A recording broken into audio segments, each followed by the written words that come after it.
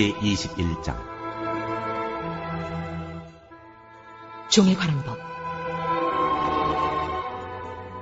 네가 백성 앞에서 공포하여야 할 법규는 다음과 같다. 너희가 히브리 종을 사면 그는 6해 동안 종살이를 해야 하고 7해가 되면 아무런 몸값을 내지 않고서도 자유의 몸이 된다. 그가 혼자 종이 되어 들어왔으면 혼자 나가고 아내를 데리고 종으로 들어왔으면 아내를 데리고 나간다. 그러나 그의 주인이 그에게 아내를 주어서 그 아내가 아들이나 딸을 낳았으면 그 아내와 아이들은 주인의 것이므로 그는 혼자 나간다.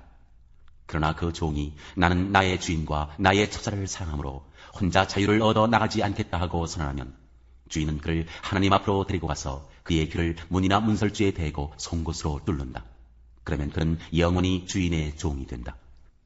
남의 딸을 종으로 샀을 경우에는 남종을 내보내듯이 그렇게 내보내지는 못한다.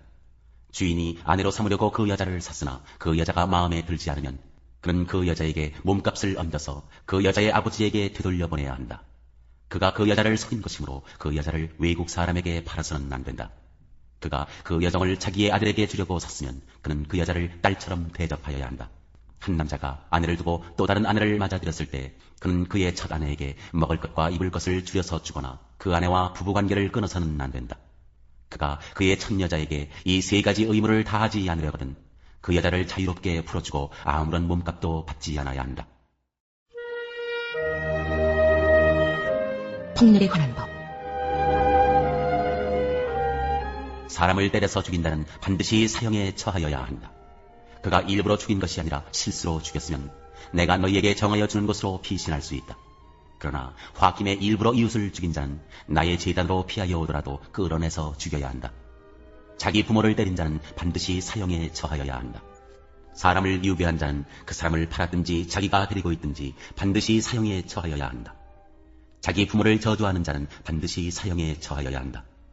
사람이 서로 싸우다가 어느 한 사람이 상대방을 돌이나 주먹으로 때려서 그가 죽지는 않았으나 자리에 눕게 되었는데 그가 일어나서 지팡이를 짚고서라도 길을 다닐 수 있게 되면 때린 사람은 형벌을 받지는 않으나 그동안에 입은 손해를 갚아주고 다 나을 때까지 치료비를 대주어야 한다.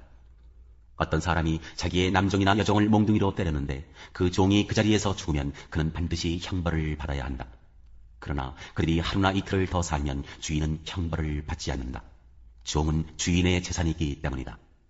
사람이 서로 싸우다가 임신한 여자를 다치게 하려는데 낙태만 하고 달리 더 다친 데가 없으면 가해자는 그 여자의 남편이 요구하는 대로 반드시 배상금을 내되 배상 금액은 재판관의 판결을 따른다. 그러나 그 여자가 다쳤으면 가해자에게는 목숨은 목숨으로, 눈은 눈으로, 이는 이로, 손은 손으로, 발은 발로, 화상은 화상으로, 상처는 상처로, 멍은 멍으로 갚아야 한다. 어떤 사람이 자기 남종의 눈이나 여종의 눈을 때려서 멀게 하면 그 눈을 멀게 한 값으로 그 종에게 자유를 주어서 내보내야 한다. 그가 자기 남종의 이나 여종의 일을 부러뜨리면 그 일을 부러뜨린 값으로 그 종에게 자유를 주어서 내보내야 한다. 소유자의 책임. 소가 어떤 남자나 여자를 받아서 죽이면 그 소는 반드시 돌로 쳐서 죽여야 한다. 처형된 소는 먹어서는 안 된다. 이 경우에 소의 임자는 형벌을 받지 않는다. 그러나 그 소에게 받는 버릇이 있는데 그 임자가 남에게 경고를 받고도 단속하지 않아서 어떤 남자나 여자를 죽게 하였으면 그 소만 돌로 쳐서 죽일 것이 아니라 그 임자도 함께 죽여야 한다. 그러나 피해자 가족이 원하면 소 임자를 처형하는 대신에 그에게 배상금을 물릴 수 있다. 그때 그 배상금 액수는 재판관이 정한다. 또 소가 나이 어린 소년이나 소녀를 받아 죽게 하였을 경우에도 그 소임자에게 같은 법을 적용한다. 소가 남종이나 여종을 받아 죽게 하였으면 소임자는 그 종의 주인에게 은 30세겔을 주고 그 소는 돌로 쳐서 죽여야 한다. 어떤 사람이 구덩이를 열어놓거나 구덩이를 파고 그것을 덮지 않아서 소나 나귀가 거기에 빠졌을 경우에는 그 구덩이의 임자는 짐승의 임자에게 그것을 돈으로 배상하여야 한다. 그러나 죽은 짐승은 구덩이 임자의 것이 된다. 어떤 사람의 소가 그 이웃의 소를 팔아서 죽게 하였을 경우에는 살아있는 소는 팔아서 그 돈을 나누어 가지고 죽은 소는 고기를 나누어 가진다. 그 소에게 받는 버릇이 있다는 것을 알면서도 그 임자가 단속하지 않았으면 그는 반드시 살아있는 소로 배상하고 자기는 죽은 소를 가져야 한다.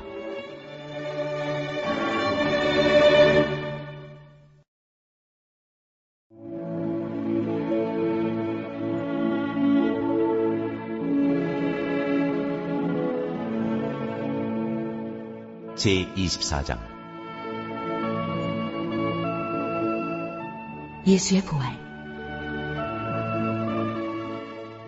여인들은 계명대로 안식일에 쉬었다. 이래 첫날 이른 새벽에 여자들은 준비한 향료를 가지고 무덤으로 갔다. 그들은 무덤 어귀를 막은 돌이 무덤에서 굴려져 나간 것을 보았다. 그들이 안으로 들어가 보니 주 예수의 시신이 없었다. 그래서 그들이 이 일을 어떻게 해야 할지를 몰라서 당황하고 있는데 눈부신 옷을 입은 두 남자가 갑자기 그들 앞에 나섰다. 여자들은 두려워서 얼굴을 아래로 숙이고 있는데 그 남자들이 그들에게 말하였다. 어찌하여 너희들은 살아계신 분을 죽은 사람들 가운데서 찾고 있느냐? 그분은 여기에 계시지 않고 살아나셨다. 갈릴리에 계실 때에 너희들에게 하신 말씀을 기억해 보아라. 인자는 반드시 죄인의 손에 넘어가서 십자가에 처형되고 사흘째 되는 날에 살아나야 한다고 하셨다. 여자들은 예수의 말씀을 회상하였다. 그들은 무덤에서 돌아와서 열한 제자와 그 밖의 모든 사람에게 이 모든 일을 알렸다. 이 여자들은 막달라 마리아와 요한나와 야고보의 어머니인 마리아이다. 이 여자들과 함께 있던 다른 여자들도 이 일을 사도들에게 말하였다. 그러나 사도들에게는 이 말이 어처구니 없는 말로 들렸으므로 그들은 여자들의 말을 믿지 않았다. 그러나 베드로는 일어나서 무덤으로 달려가 몸을 굽혀서 들여다보았다. 거기에는 시신을 감았던 삼배만 놓여 있었다. 그는 일어난 일을 이상히 여기면서 집으로 돌아갔다. 예수께서 엠마오로 가는 제자에게 나타나시다. 마침 그날에 그들 가운데 두 사람이 예루살렘에서 한 30리 떨어져 있는 엠마오라는 마을로 가고 있었다. 그들은 일어난 이 모든 일을 서로 이야기하고 있었다. 그들이 이야기하며 토론하고 있는데 예수께서 가까이 가서 그들과 함께 걸으셨다. 그러나 그들은 눈이 가려져서 예수를 알아보지 못하였다. 예수께서 그들에게 물으셨다. 당신들이 걸으면서 서로 주고받는 이 말들은 무슨 이야기입니까? 그들은 침통한 표정을 지으며 걸음을 멈추었다. 그때에 그들 가운데 하나인 글로바라는 사람이 예수께 말하였다. 예루살렘에 머물러 있었으면서 이 며칠 동안에 거기에서 일어난 이 일을 당신 혼자만 모른단 말입니까? 예수께서 그들에게 물으셨다. 무슨 일입니까? 그들이 그에게 말하였다. 나사렛 예수에 관한 일입니다. 그는 하나님과 모든 백성 앞에서 행동과 말씀에 힘이 있는 예언자였습니다.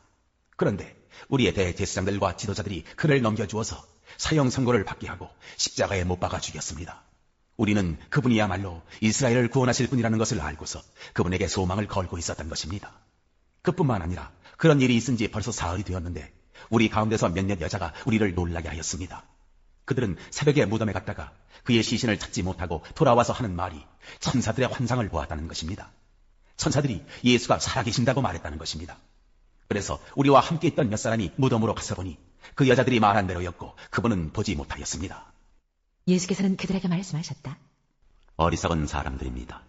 예언자들이 말한 모든 것을 믿는 마음이 그렇게도 무디니 말입니다. 그리스도가 마땅히 이런 고난을 겪고서 자기 영광에 들어가야 하지 않겠습니까?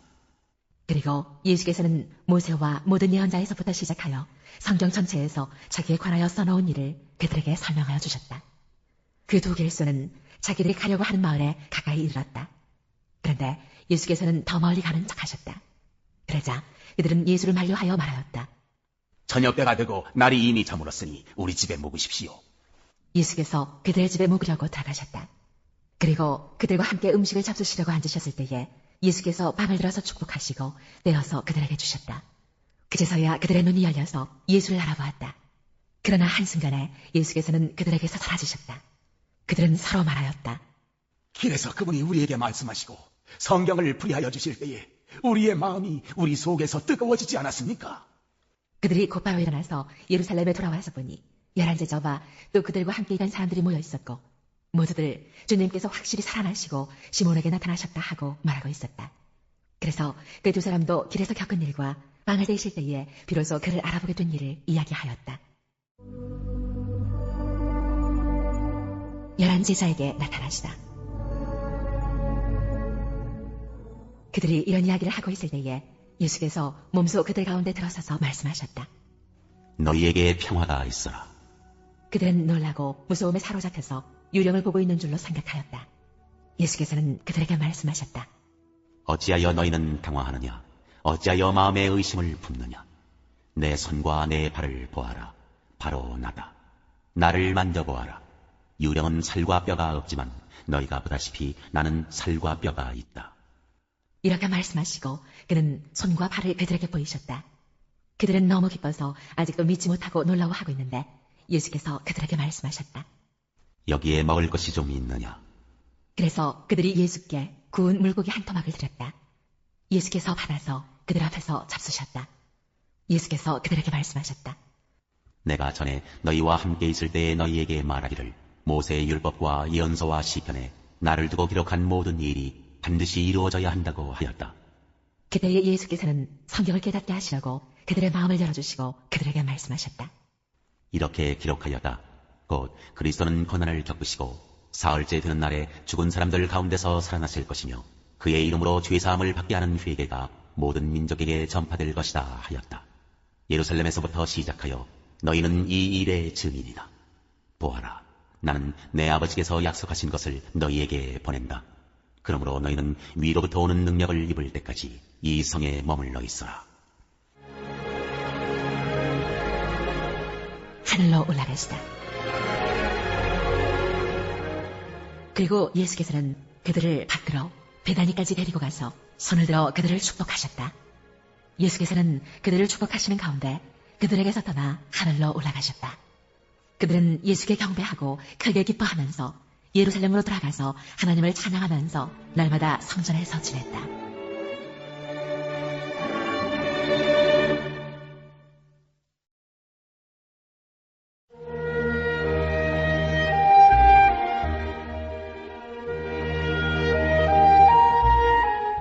제39장 너는 산에 사는 염소가 언제 새끼를 치는지 아느냐? 들사슴이 새끼를 낳는 것을 지켜본 일이 있느냐? 들사슴이 몇 달 만에 만삭이 되는지 아느냐? 언제 새끼를 낳는지 아느냐? 언제 구부려서 새끼를 낳는지를 아느냐? 낳은 새끼를 언제 광야에다가 풀어놓는지를 아느냐? 그 새끼들은 튼튼하게 자라나면 어미 곁을 떠나가서 다시 돌아오지 않는다. 누가 들나귀를 놓아주어서 자유롭게 해주었느냐? 누가 날쌘 나귀에게 메인줄을 풀어주어서 마음대로 뛰놀게 하였느냐? 들판을 집으로 삼게 하고 소금기 있는 땅을 살 곳으로 삼게 한 것은 바로 나다. 들나귀가 시끄러운 성읍에서 멀리 떨어져 있으므로 아무도 들나귀를 길들이지 못하고 일을 시키지도 못한다. 산은 들나귀가 마음껏 풀을 뜯는 초장이다. 푸른 들나귀가 찾는 먹이다. 들소가 내 일을 거두어 주겠느냐? 들소가 내 외양간에서 잠을 자겠느냐? 내가 들소에게 쟁기를 메어주어서 밭을 갈게 할 수 있느냐? 들소들이 내 말을 따라서 밭을 갈겠느냐? 들소가 힘이 센 것은 사실이지만 내가 하기 힘든 일을 들소에게 떠맡길 수 있겠느냐? 들소가 심은 것을 거두어들여서 타작마당에 쌓아줄 것 같으냐? 타조가 날개를 재빠르게 치기는 하지만 황새처럼 날지는 못한다. 타조가 땅바닥에다가 알을 낳는 것은 흙이 그 알을 따스하게 해주기를 바라기 때문이다. 그러나 그 알이 팔에 밟혀서 깨어질 수 있음을 알지 못한다. 들짐승이 그 알을 짓밟을 수도 있음을 알지 못한다. 타조는 알을 거칠게 다루기를 마치 제가 낳은 알이 아닌 것 같이 하고 알을 낳는 일이 헛수고가 되지나 않을까고 걱정도 하지 못하니 이것은 나 하나님이 타조를 어리석은 짐승으로 만들고 지혜를 주지 않았기 때문이다. 그러나 타조가 한번 날개를 치면서 달리기만 하면 말이나 말 탄 사람쯤은 우습게 여긴다. 욥은 대답해 보아라. 말에게 강한 힘을 준 것이 너냐? 그 목에 흩날리는 갈기를 달아준 것이 너냐? 네가 말을 메뚜기처럼 뛰게 만들었느냐? 사람을 두렵게 하는 그 위세당당한 콧소리를 네가 만들어 주었느냐? 앞발굽으로 땅을 마구 파내면서 힘껏 앞으로 나가서 싸운다. 그것들은 두려움이라는 것을 모른다. 칼 앞에서도 돌아서지 않는다. 말을 탄 용사의 화살통이 덜커덕 소리를 내며 긴 창과 짧은 창이 햇빛에 번쩍인다. 나팔소리만 들으면 머물러 서 있지 않고 흥분하여 성난 모습으로 땅을 박차면서 내달린다. 나팔을 불 때마다 힝힝하고 콧김을 뿜으며 멀리서 벌어지는 전쟁 냄새를 맡고 멀리서도 지휘관들의 호령과 고함 소리를 듣는다. 매가 높이 솟아올라서 남쪽으로 날개를 펴고 날아가는 것이 내게서 배운 것이냐? 독수리가 하늘 높이 떠서 높은 곳에 보금자리를 만드는 것이 내 명령을 따르는 것이냐? 독수리는 바위 위에 집을 짓고 거기에서 자고 험한 바위와 요새 위에 살면서 거기에서 먹이를 살핀다. 그의 눈은 멀리서도 먹이를 알아본다. 독수리 새끼는 피를 빨아먹고 산다. 주검이 있는 곳에 독수리가 있다.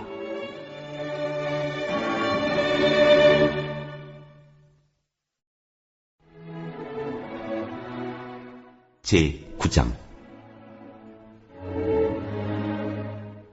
가난한 성도들을 돕는 헌금.